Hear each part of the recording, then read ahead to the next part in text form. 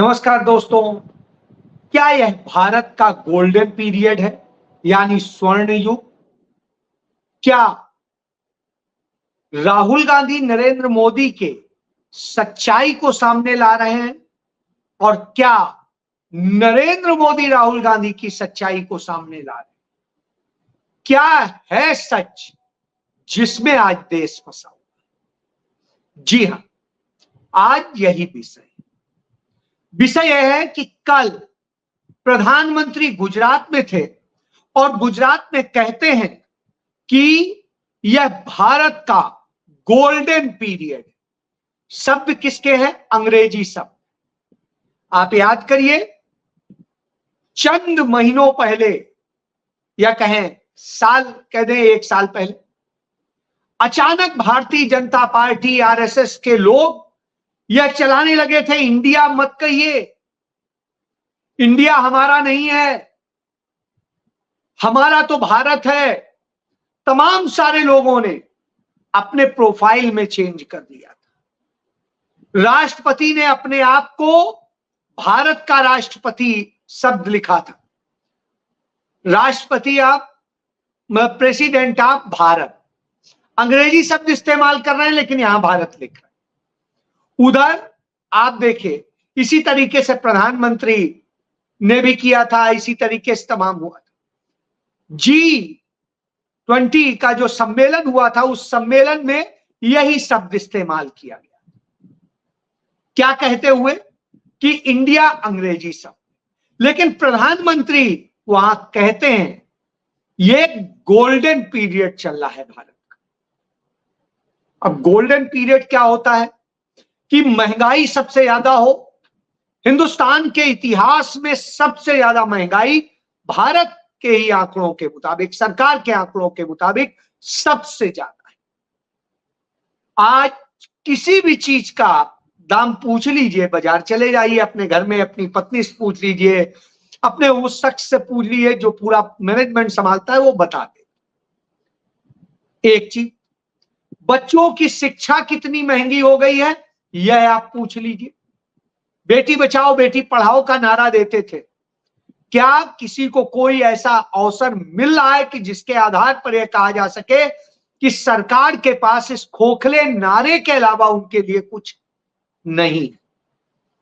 तीसरी चीज, सबसे ज्यादा इस देश के अंदर बेटियों के साथ रेप हो रहे हैं, लड़कियां आत्महत्याएं कर रही हैं, युवाओं को रोजगार नहीं मिल रहा है। भारत के इतिहास में सबसे ज्यादा बेरोजगारी है।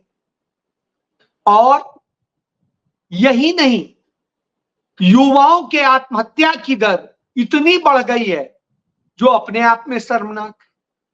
किसान बेहाल है, अन्नदाता रो रहा है और आत्महत्या कर रहा है, मौत को गले लगा है, लड़कियां मर रही। फिर क्या है? सीमा सुरक्षित है? नहीं सुरक्षित। सिर्फ 100 दिन में जो सीमाओं पर हुआ है, जो हमारे देश के अंदर आतंकी हमले हुए हैं, वो रिकॉर्ड। तो 100 दिन में 26 आतंकी हमले हुए। यह स्थिति है नरेंद्र मोदी के शासन की। यह गोल्डन एरा है, गोल्डन पीरियड है।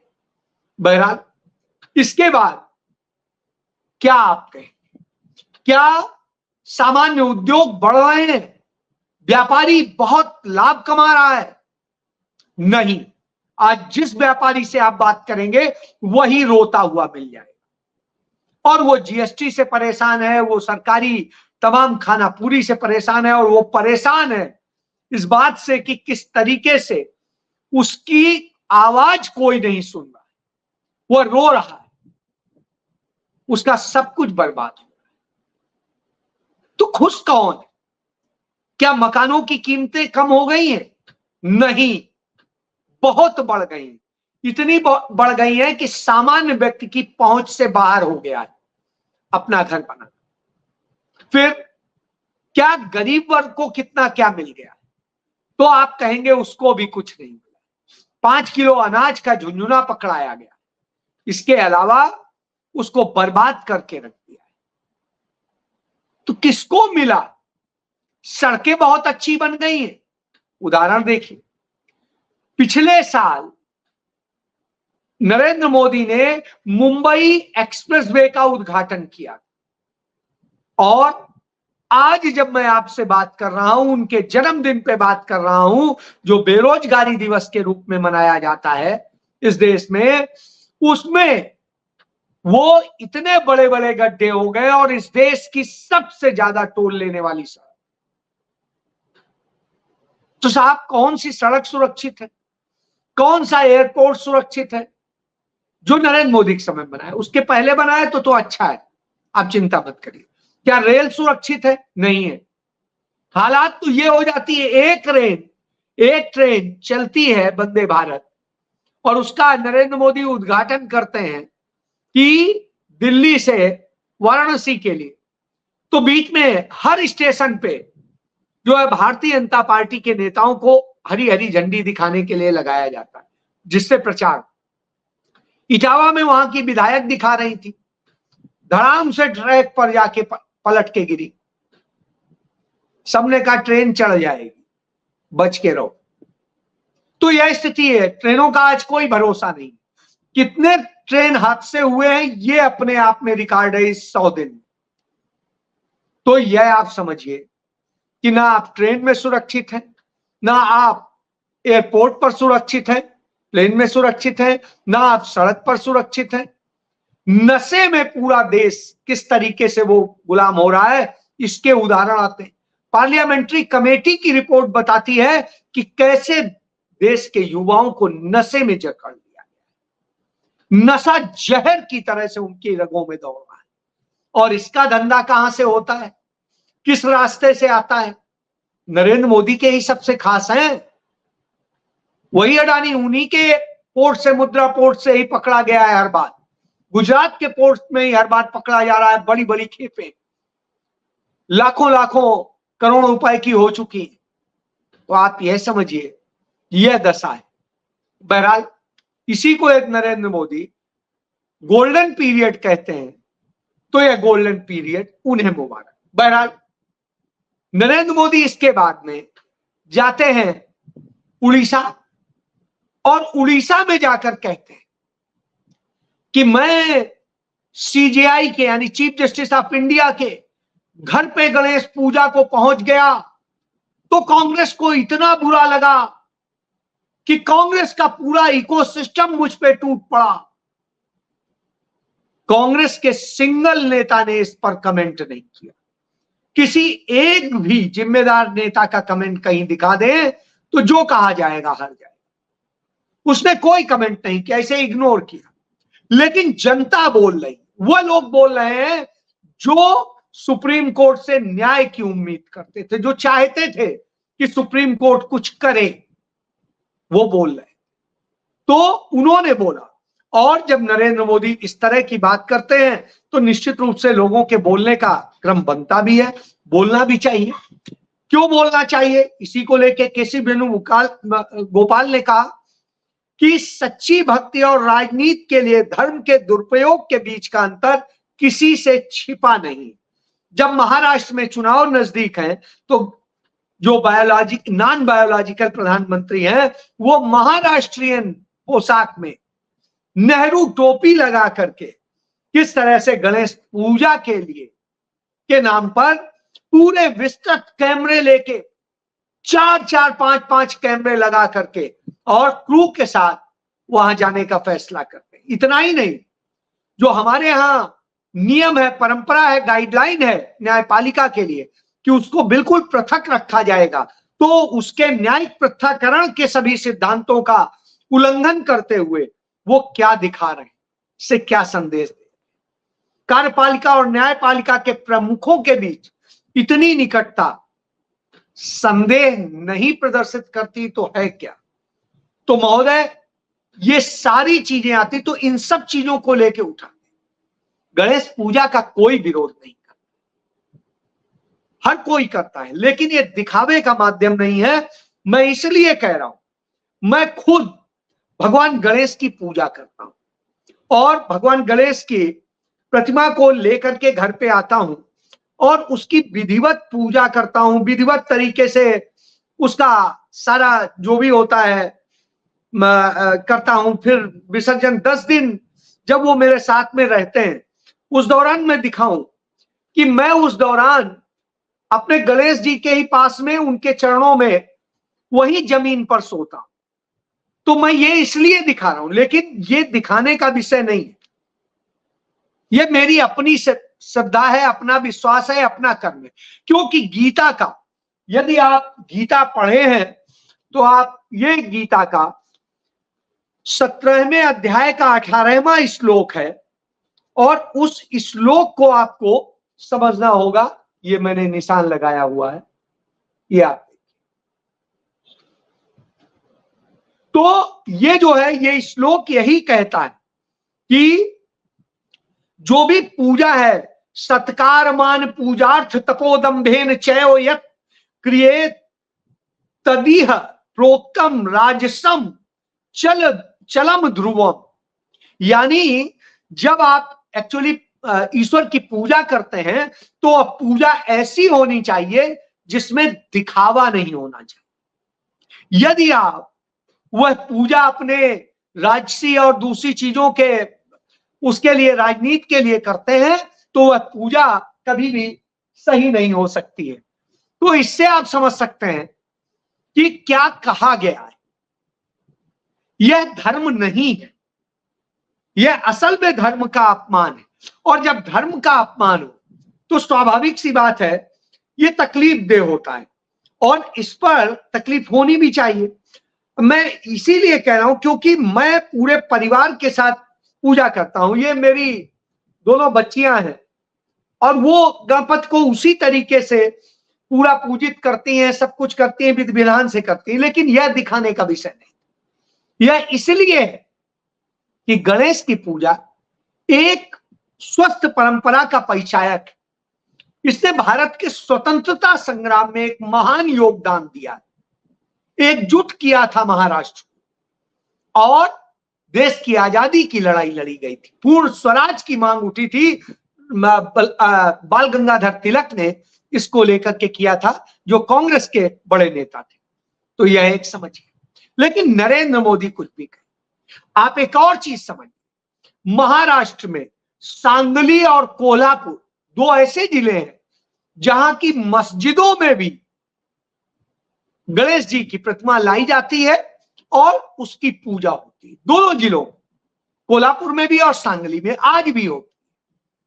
क्या कभी उस पर जिक्र होता है? कभी उस पर चर्चा होती है? नहीं होती है। यहां क्या होता है? यहां तो झूठ परोसा जाता है, कैसे धर्म के नाम पे लड़ाया जाए, नफरत पैदा की जाए और सारा खेल हो। और इस खेल में सिर्फ आज का समय ऐसा आ गया कि सिर्फ सरकार नहीं, अदालतें भी शामिल हो गई। इसका एक उदाहरण दे देता हूं। रामकृष्ण भूमि जन्मभूमि के मामले का जो विवाद था, वो विवाद सबने देखा कैसे सॉल्व हुआ, क्या है। जजमेंट को पढ़िए, आपको पूरी पिक्चर क्लियर हो जाएगी कि जजमेंट ने भी मान लिया है कि चूंकि मस्जिद ढा दी गई इसलिए यह फैसला इस तरह से देना पड़ा, नहीं तो शायद कुछ और होता। बहरहाल, अब कृष्ण जन्मभूमि को लेकर के और काशी विश्वनाथ की भूमि को लेकर के बवाल खड़ा किया जा रहा है। योगी आदित्यनाथ, अजय सिंह बेस्ट, वो कहता है कि काशी विश्वनाथ में जो ज्ञान व्यापी है वो भी भगवान शिव का साक्षात विश्वनाथ। अब आप सोचिए, वो मस्जिद है जिसमें नियमित तौर पे नमाज होती है और उसके बारे में आप इस तरह की बात करते हैं। चलिए, बाबरी मस्जिद में तो नमाज नहीं हो रही थी, लेकिन यहां तो हो रही, तो ये स्थिति होती है। इसके बाद में दूसरी चीज है कि जहां कृष्ण जन्मभूमि है वहां कोई विवाद नहीं, पूरी दीवार है स्पष्ट तौर पे, दूसरी तरफ ईदगाह है और इधर वो है। यह चीजें सब क्लियर हो चुकी थी, उसके बाद भी विवाद खड़े किए हुए हैं यही कथित कट्टरवादी हिंदूवादी, और अब उसके पीछे पड़े हुए हैं। तो उसके लिए किस तरीके से मुस्लिम्स के हक छीने जाएं, ये स्थिति है। तो मुस्लिम्स के खिलाफ 18 पिटीशन फाइल की जाती हैं, उन्हें तो मंजूर कर देती है अदालतें, चाहे हाई कोर्ट हो और चाहे सुप्रीम कोर्ट। लेकिन जो मुस्लिम पक्ष याचिका देता है वो बार बार खारिज की जाती है, चाहे सुप्रीम कोर्ट हो, चाहे हाई कोर्ट हो, चाहे लोअर।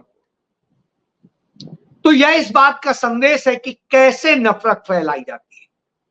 जहां मुस्लिम आपको अपनाते हैं वहां आप यह करते हैं। यह गोल्डन एरा है, नफरत के नाम पे आप करते हैं। तब होता क्या, इससे हमारी स्थिति यह होती है कि ईरान के जो सबसे बड़े लीडर हैं खमेनेई, वो कहते हैं कि भारत में मुस्लिमों को तकलीफ झेलनी पड़ रही।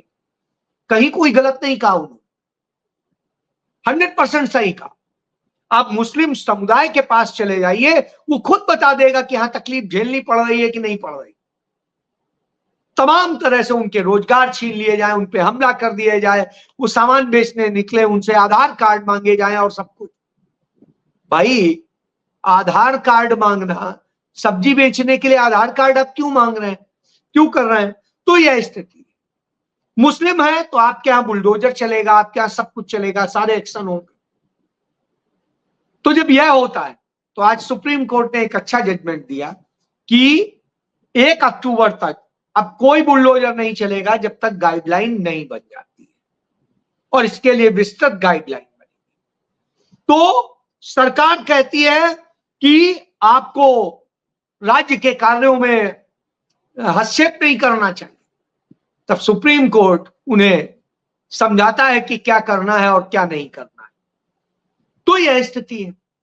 बहरहाल राहुल गांधी ने यही बातें तो कही थी कि इस तरह की दशाएं देश में बना दी गई कि अल्पसंख्यक की स्थिति ये हो गई। तो सामने एक सिख बैठा था, उसी का उदाहरण उन्होंने दिया था कि सिख अपनी पग नहीं पहन सकता है, वो पहनता है तो उसे आप खालिस्तानी कहेंगे। आपने देखा कि कैसे भारतीय जनता पार्टी का बड़ा नेता एलओपी वहां पश्चिम बंगाल में एक सिख आईपीएस अधिकारी को किस तरह से खालिस्तानी बोल रहा था।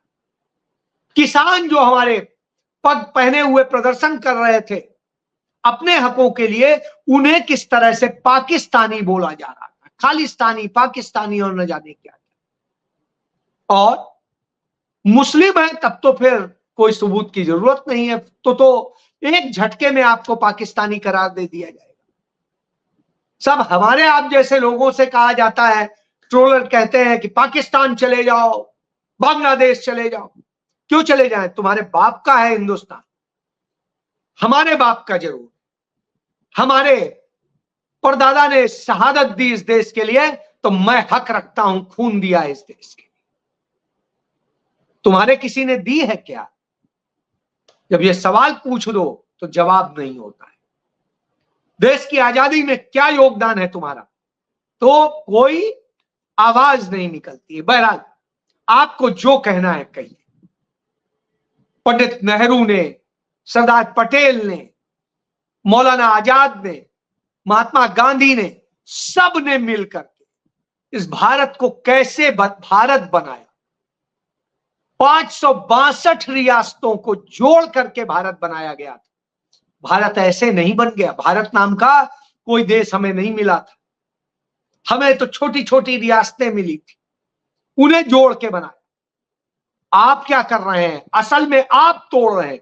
तो नरेंद्र मोदी कहते हैं कि वो लोग जो हैं निगेटिव अप्रोच रख रहे हैं, भारत को खत्म करना चाहते हैं, तोड़ना चाहते हैं। निगेटिव अप्रोच तो आप रखते हैं, राहुल गांधी नहीं रखते। राहुल गांधी तो कहते हैं जोड़िए, जाइए मणिपुर, जाइए कश्मीर के लोगों के पास, जाइए मुस्लिम्स के पास, जाइए ईसाई के पास, जाइए सिख के पास, जाइए किसानों के पास, उनके दर्द को सुनिए, उनसे समझिए और फिर उसका समाधान निकाल। आप निकाल सकेंगे? नहीं, आपकी जाने की हिम्मत नहीं। यह अपने आप में सबूत है, इसलिए आपको यह खलता है। तब आपके नेता, चाहे गायकवाड़ हो या जो अब कांग्रेस से भाग के गया है लालच में रोनित बिट्टू हो, ये राहुल गांधी को कोई कुछ कह रहा है, कोई कुछ कह रहा है। हरदीप पुरी जो पहले आईएएस के तौर पे खाते रहे और अब भाजपा की मलाई खा रहे हैं मंत्री बन के, कुर्सी पे रह के भाजपा के लिए काम कर रहे थे, आरएसएस के लिए, यहां भी कर, चुनाव आयोग से लेके तमाम सवालों। तो ये कोई उनकी जीभ लाने की बात करता है, कोई कुछ करता है, इनाम रखता है राहुल गांधी पे। निश्चित रूप से खतरा है राहुल गांधी को, क्योंकि ये सामान्य नहीं। इन्होंने देश के सबसे बड़े संत महात्मा गांधी की हत्या की। इन्होंने इस देश के तमाम सारे क्रांतिकारियों को मरवाया। भगत सिंह के खिलाफ इन्होंने गवाही दिलवाई। इन्होंने चंद्रशेखर आजाद के खिलाफ मुखबिरी करी। इन्होंने काकोरी कांड के तमाम सारे जो क्रांतिकारी थे उनके खिलाफ मुखबिरी करी और कितने लोगों को मरवाया। तो इससे आप समझ सकते हैं ये कौन लोग हैं और क्या कर सकते हैं। ये सरकार सत्ता का पाने के लिए कुछ भी कर सकती है। इसलिए निश्चित रूप से मल्लिकार्जुन खड़गे ने जो चिट्ठी लिखी नरेंद्र मोदी को कि राहुल गांधी संवैधानिक पद पर है, उनके लिए इस तरह के शब्दों का इस्तेमाल होना चिंता का विषय, और ये आपके लोग कर रहे हैं।